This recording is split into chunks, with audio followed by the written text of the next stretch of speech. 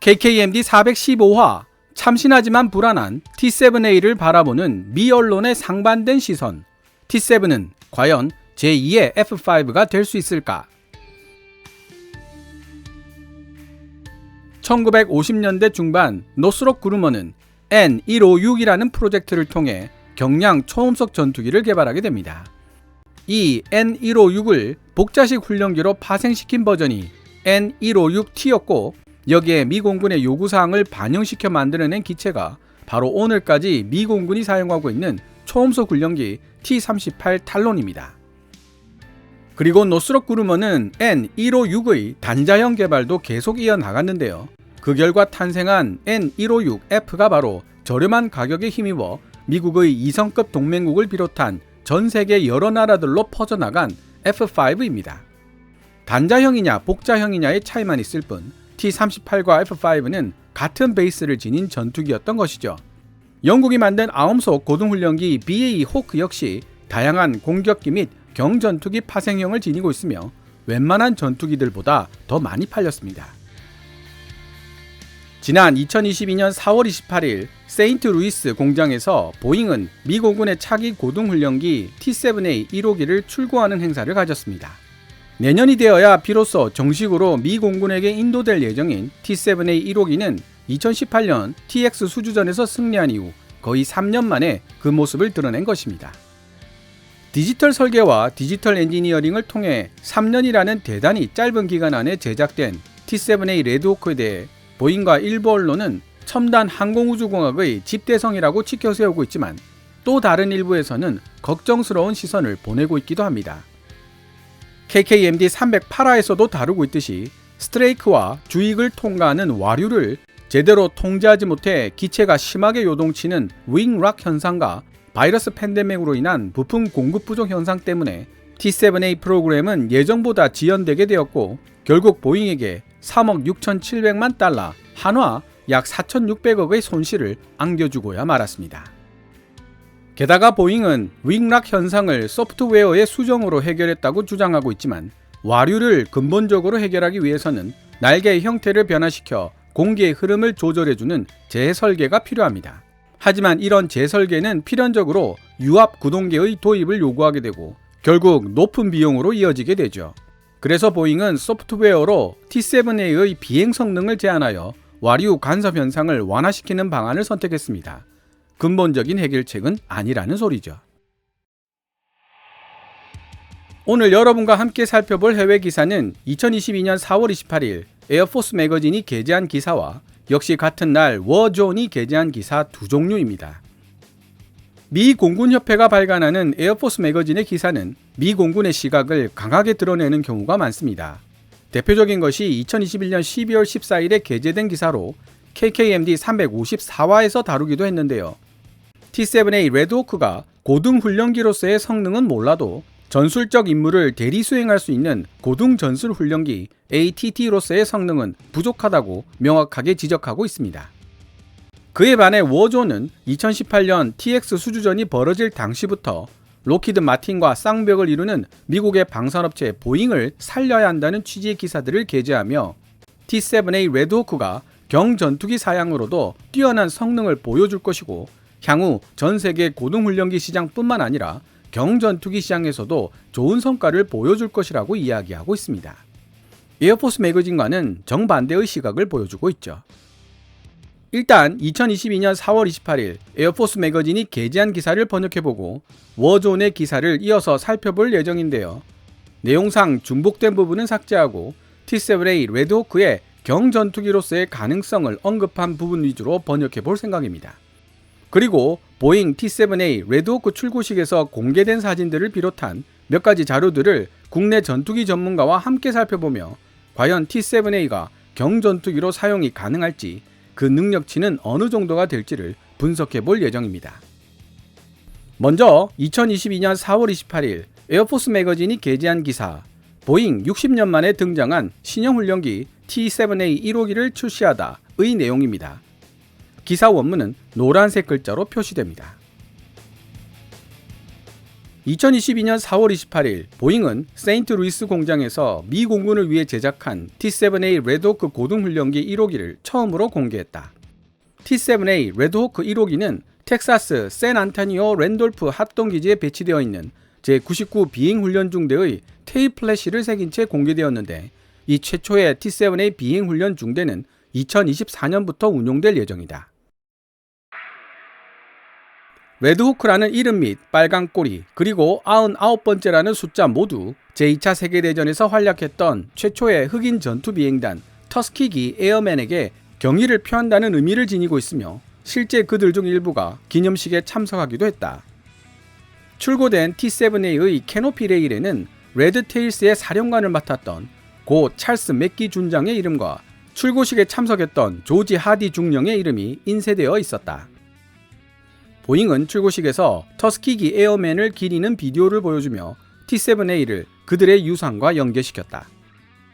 보잉에서 폭격기 및 전투기 파트를 책임지고 있는 스티브 파커 부사장은 오늘날 T-7A를 존재하게 한 디지털 설계 기법과 기획 안에서부터 첫 비행까지 불과 36개월이라는 짧은 시간이 필요했다는 사실을 지목하며, 이미 T-7A는 항공기의 설계와 제작 방식에 일대 혁신을 가져왔다고 주장했다.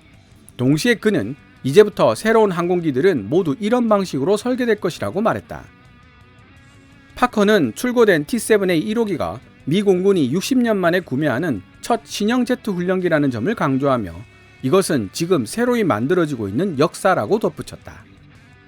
미 공군 교육훈련사령부 AETC 사령관 마샬 B. 브래드 웹 중장은 현재 AETC가 조종사 훈련 방식을 재구상하고 있는 과정에 있으며, 이러한 재구상 계획의 근간에는 T-7이 있다고 말했다. T-7은 전투기 기본 교과목뿐만 아니라 일반적으로 최전선 전투기나 폭격기를 활용하여 이루어지고 있는 실전 훈련의 상당 부분을 책임지게 될 것이다. 그 결과 지금보다 더 많은 숫자의 일선 군용기들이 훈련이 아닌 전투에 투입될 수 있게 되며, 훨씬 더 비싼 운용 유지비를 필요로 하는 첨단 군용기에 들어가는 비용 역시 상당 부분 절감할 수 있게 될 것이다. 웹 중장은 T-7을 60년 이상 혹사당한 T-38 탈론의 뒤를 잇는 구원투수라고 불렀다. 우리는 T-7이 필요합니다. 아마도 수십 년 동안 T-7을 운용하게 되겠죠. T-7 중앙 동체 및 후방 동체 제작을 맡고 있는 사브의 최고 경영자 마이클 요한센 사장은 1호기가 30분 만에 정밀 결합에 성공했다고 전하면서 T-7에 적용된 디지털 엔지니어링이 얼마나 견실한 것인지에 대한 추가적인 증거를 보여줬다고 말했다. 사브는 T-7 부품 생산을 위해 웨스트 라파예트에 새로운 공장을 건설하고 있다. T-7은 사브가 미국 시장에 진출하기 위해 필요한 중요한 시발점인 것이다. 공군사관학교 교장 리차드 M. 클라크 중장은 T-7이 바로 미 공군사관학교 파일럿 생도들에게 주어져야 할 적절한 도구라며 조종사 훈련 과정을 새롭게 재창조할 게임 체인저라고 말했다. 사성 장군 진급 후보자이자 미 공군 내에서 최고위급 조달 관료인 듀크 G. 리처드슨 중장도 출고식에 참석은 했지만 그 어떤 발언도 하지는 않았다. 공군참모총장 찰스 Q. 브라운 주니어는 참석하지 못했지만 그의 부모가 대신 출고식에 참석했으며, T-7 개발에 헌신했던 전 현직 프로그램 담당자와 인수 관계자들도 참석했다. 이번 출고식 행사는 보잉이 2022년 1분기 동안에만 T-7A에서 3억 6,700만 달러, 한화 약 4,600억의 손실을 입었다고 밝힌 지 하루 만에 이루어진 것이다. 보잉 회장 겸 CEO를 맡고 있는 데이비드 L. 카루는 T-7A처럼 가격이 고정되어 있는 기체를 개발하는 계약에 지나치게 큰 모험을 걸었다고 후회하면서, 앞으로는 이렇게 가격이 고정된 기체 개발 계약에 대해서는 다시 생각해 볼 필요가 있을 것 같다고 말했다. 그러나 그는 T-7A가 미 공군에서 수십 년 동안 대량으로 제작되어 운용될 것이기 때문에 결국 보잉에게 이익을 가져다 줄 것이라고 말했다. 게다가 보잉의 FA-18과 같은 프로그램의 종료로 말미암아 일감들이 서서히 줄어들고 있는 세인트루이스에게 T-7A는 새로운 고용 창출을 의미하기도 한다. 지금까지 2022년 4월 28일 에어포스 매거진이 게재한 기사를 번역해 보았습니다. 그 뒤를 이어 2022년 4월 28일 미국의 군사 전문지 워존이 게재한 기사, 보잉 신형 훈련기 T-7A 레드호크 1호기를 미 공군에게 선보이다. 내용 일부를 번역해 보도록 하겠습니다. 작년 말 미 공군은 TX 프로그램으로 조달한 351대의 T-7A 외에 최소한 100대, 많으면 수백 대에 달하는 고등 전술 훈련기 ATT를 추가 조달하겠다는 의지를 분명히 했다. 이 신형 고등 전술 훈련기들은 파일럿 양성에 사용될 뿐만 아니라 Adversary Air 프로그램의 확장으로서 가상 적기로 사용될 가능성이 높다. 거기 더해 파일럿들의 생존성과 임무 수행률을 높이기 위해 실제 작전에 버금가는 강도의 훈련을 실행해야 할 때도 있는데, 이런 경우 최전방 전투기를 사용하여 훈련을 하면 엄청난 금액의 운용 유지비가 소모될 수 있다. 하지만 보다 저렴한 플랫폼인 고등 전술 훈련기를 전술 대리기로 전환한다면 이런 문제도 해결할 수 있게 된다. 미 공군은 T-7A 레드호크에 한정하지 않고 고등 전술 훈련기 요구 조건에 부합하는 능력을 지닌 모든 후보 기체들을 고려할 예정이라고 밝혔다. 비록 미 공군이 전투기 조종사 훈련 과정을 쇄신하기 위한 노력의 일환으로 고등 전술 훈련기의 후속 주문을 고려하고 있지만 T-7A 레드호크가 고등 전술 훈련기로 매우 적합한 기체가 될 것으로 보인다. 그리고 우리가 과거에도 논의했듯이 T-7A의 뛰어난 성능은 향후 이 훈련기가 경전투기로 추가 개량되기에 적합한 능력을 지녔다는 사실을 의미한다. 경전투기로 개량된 T-7A는 마치 수십 년 전 F-5가 그랬듯이 해외로 수출될 가능성도 충분히 지니고 있다. 우리가 보기에 T-7A 레드호크는 미 공군으로부터 받은 기존 주문에 상당한 양을 추가로 주문받을 수 있는 잠재력을 지니고 있다. 그러나 계획대로 내년에 납품이 시작되었을 때 미 공군이 무엇보다도 궁금하게 여기게 될 사안은 미래의 조종사들을 훈련시키는 방식을 현대적으로 바꾸려는 노력의 핵심 동인으로서 T-7A가 상당한 잠재력을 발휘할 수 있을 것이라는 미 공군의 기대에 부응할 수 있느냐는 것이 될 것이다. 지금까지 서로 대조적인 시각을 가진 미국의 군사 전문지들의 기사를 살펴봤는데요. 에어포스 매거진은 2021년 12월 14일 기사를 통해 보잉이 2018년 9월에 있었던 TX 수주전에서 미 공군이 예상했던 입찰 금액보다 거의 100억 달러, 한화 12조 6천억 정도 적은 금액으로 입찰했었다는 사실을 밝혔습니다. 당시 어떻게 이런 출혈적인 입찰 금액이 가능할 수 있느냐는 경악 가득한 반응들이 많았죠. 게다가 에어포스 매거진은 12월 14일 기사에서 보잉은 TX 수주전 우승자로 선정될 당시 T-7A는 미 공군 교육훈련사령부가 훈련기로 요구한 사항에 초점을 맞춰 설계된 기체이며 미래 파생 모델을 고려하여 설계된 기체는 아니라고 밝힌 바 있다고 기술하고 있습니다. 미국의 군사 전문지들이 말하고 있는 대로 고등 훈련기로서 T-7A는 매우 합리적인 가격에 우수한 성능을 갖추고 있습니다. 그 점을 부인할 생각은 전혀 없습니다. 다만 로키드 마틴 앤 카이보다 무려 12조 6천억이나 낮은 입찰 금액, 훈련기에 철저하게 맞춰서 설계된 기체이지 미래 파생 모델을 고려하여 설계된 기체는 아니라는 보잉의 말. 재설계를 통해 수정해야 하지만 그에 부수적으로 발생할 수 있는 비용을 회피하기 위해 소프트웨어로 기체의 성능을 제한하여 윙락 결함을 해결하려 했던 점 등을 따라가 보면 결국 동일한 목적지에 도달하게 됩니다. 바로 비싸고 좋은 물건은 그만한 돈값을 하게 마련이라는 사실이죠. 현재 T-7A의 사양은 고등훈련기가 아닌 경전투기로 사용하기에는 많은 문제점들이 포착되고 있습니다. 구글링으로 영문판 위키피디아나 보잉 홈페이지를 찾아가 보면 T-7A에 대한 재원이 거의 나타나 있지 않다는 기묘한 사실을 발견하게 됩니다. 출고시까지 한 기종이라면 해외 판매를 염두에 두고서라도 대략적인 성능 재원은 밝히는 것이 일반적인데요. 구글링을 해보면 T-7A 레드호크의 공허 중량, 자체 중량 3.2톤이라는 사실 말고는 알 수 있는 정보가 없습니다. 왜 보잉은 T-7A 레드호크의 재원을 공개하지 않고 있는 것일까요? T-7A 레드호크의 공허 중량 3.2톤은 출고식에서 공개된 사진과 함께 우리에게 많은 것을 알려주고 있습니다.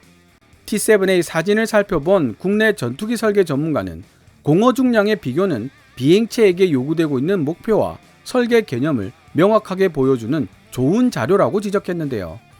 T-7A의 공허 중량 3.2톤만으로도 많은 정보를 얻을 수 있다고 설명했습니다. 로키드 마틴 엔카이가 선보일 것으로 예상되는 TF-50의 경우 FA-50을 기반으로 유추해보면 공허 중량이 6.5톤에 가까울 것으로 추론됩니다. T-7A보다 무려 3톤 가까이 더 무거운데요. 공허 중량의 차이는 곧 탑재 가능한 무장이 얼마나 될 것인가와 직접적인 관련이 있습니다.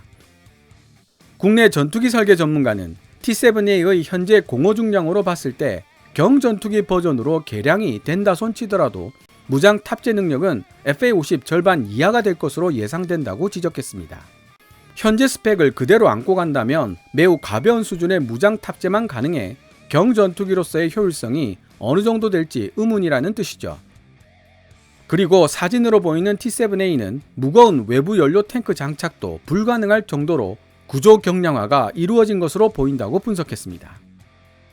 이는 곧 경전투기로서 요구되는 매우 중요한 능력 중 하나인 작전 행동 반경의 확장도 어렵다는 뜻이 됩니다. FA-50의 원형이 되는 T-50은 처음부터 경전투기로 파생시킬 것을 염두에 두고 설계된 기체입니다. T-50과 경쟁 관계에 있는 러시아 야크-130, 이탈리아 M346, 중국 L-15 등은 모두 공허 중량이 4.5톤 내외이지만 T-50만 유독 6.4톤이라는 높은 공허 중량을 가지게 된 데는 그만한 이유가 있었던 것입니다. 국내 밀리터리 매니아들 사이에서는 T-7A의 공허 중량이 3.2톤일 리가 없다고 주장하는 사람들도 있는 것으로 알려져 있는데요. 일단 영문판 위키피디아에서는 T-7A의 공허 중량이 T-38 탈론과 동일한 3.2톤이라고 표시해놓고 있습니다. 그리고 항공역학적으로 비행체의 무게중심은 공력중심보다 약간 앞에 오도록 설계가 되는데요. 공력중심은 네이버 백과사전에서 에어포일의 피칭 모멘트의 값이 받은 각이 변하여도 변하지 않는 기준점이라고 설명되어 있지만 저는 개인적으로 양력을 만들어내는 주익의 중심부라고 이해를 했습니다. T-7A와 T-38의 사진을 놓고 비교해보면 후방 좌석과 주익 사이에 꽤 공간이 있다는 사실을 알 수 있는데요. 이는 곧 무게중심과 공력중심이 조종석보다 훨씬 뒤쪽에 있다는 사실을 의미합니다. T-7A와 유사한 비행 특성을 갖추고 있다고 이야기되는 FA-18EF 슈퍼 호넷은 상대적으로 조종석과 주익이 굉장히 가깝게 위치하고 있습니다. FA-50도 마찬가지고요. 이는 곧 FA-18EF 슈퍼 호넷과 FA-50의 무게중심 및 공력중심이 T-7A나 T-38보다 훨씬 앞쪽에 있다는 의미가 되죠. 엔진의 무게만 1톤을 오간다는 점에서 전문가들은 구조 경량화가 많이 이루어진 기체일수록 무게중심이 엔진이 실려있는 뒤쪽으로 갈 수밖에 없다고 설명을 합니다. 이를 반대로 이해하면 무게중심이 뒤로 가 있는 기체일수록 나머지 부분이 고도로 경량화되어 있다는 사실을 의미합니다. 국내 전투기 설계 전문가도 현재 T-7A의 공허 중량은 위키피디아 영문판에서 설명하고 있듯이 3.2톤의 가능성이 높다고 봤습니다. 그렇다면 왜 보잉이 T-7A의 재원에 대해 함구하고 있는지에 대해서도 이해가 됩니다. 공허 중량 3.2톤인 훈련기가 워존 기사가 표현하고 있는 우수한 성능을 지닌 경전투기로 개량되기는 무척이나 어려운 일이기 때문입니다. 강력한 경쟁자로 지목되고 있는 FA-50과 경쟁하려면 3톤 이상의 공허 중량 증가가 필요한 것입니다. 개인적으로는 그 정도면 개량이 아니라 거의 기체를 재설계하는 수준이 되어야 하고 당연히 개발비뿐만 아니라 생산 비용도 지금보다 엄청나게 폭증하는 사태도 예상해야 할 것입니다. 그렇지 않아도 4,600억을 이미 손해봤다고 발표한 보잉이 어떤 식으로 대응을 할 것인지 매우 궁금해지네요. 고강도 실전에 투입되는 기체의 생존성과 임무 수행률을 높이기 위해서는 많은 항전장치와 부수적 장비들 그리고 기체 골격의 보강이 요구됩니다. T-38을 경전투기 버전으로 만든 F-5E만 해도 공허 중량이 4.5톤을 넘습니다. F-16C의 공허 중량은 무려 8.6톤에 가깝고요. 워존 기사에 미국 밀리터리 매니아들이 달아놓은 댓글을 쭉 읽다가 재밌는 댓글을 발견했는데요. 대화명 라이언S가 이야기합니다. 지난 TX 수주전에서 로키드 마틴이 승리하지 못했던 것은 펜타곤이 최고의 결과를 얻어내기보다는 군수 복합체들이 필요하다는 돈을 주는데 목표가 있었기 때문이라고 말이죠. 사실 워존이 2018년 이후부터 기사에서 보잉을 살려야 한다는 취지의 주장을 여러 번 했던 적이 있습니다. 미국 밀리터리 매니아들 입장에서 보면 당연한 주장일지도 모르죠. 여기에 RC20이라는 대화명을 쓰는 네티즌이 반박합니다. 록히드 마틴이 제안하고 있는 T-50은 출시된 지 20년이나 지난 물건이라고. T-7A는 추력대 중량비도 겨우 마 1을 넘는 속도의 T-50보다 출중하지. 여담입니다만 미국 밀리터리 매니아들 중에는 T-7A의 엔진이 F414라거나 추력대 중량비가 좋아서 FA-50보다 더 빠르다는 소리를 하는 사람들이 있는데요. T-7A의 엔진은 FA-50과 같은 F404이고 지나칠 정도로 가볍기 때문에 추력대 중량비가 좋은 것입니다. T-7A의 구조 경량화가 너무 과하게 진행되었기 때문에 오히려 초음속 비행이 불안한 면이 있죠. 어쨌든 다시 라이언S가 대꾸를 합니다. 지금 네가 하는 말은 F-15EX를 50년 넘은 고물이라고 부르는 것과 똑같은 수준일 정도로 무식한 소리거든?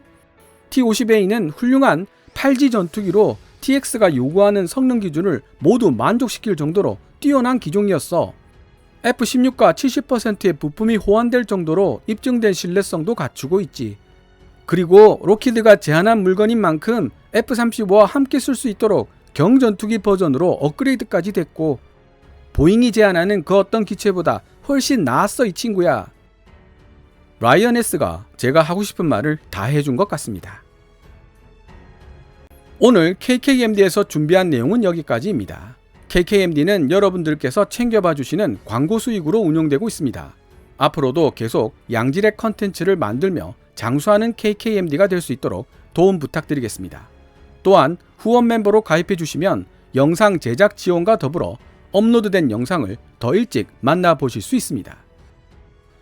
지금까지 시청해 주셔서 감사합니다. Kevin's Military Channel KKMD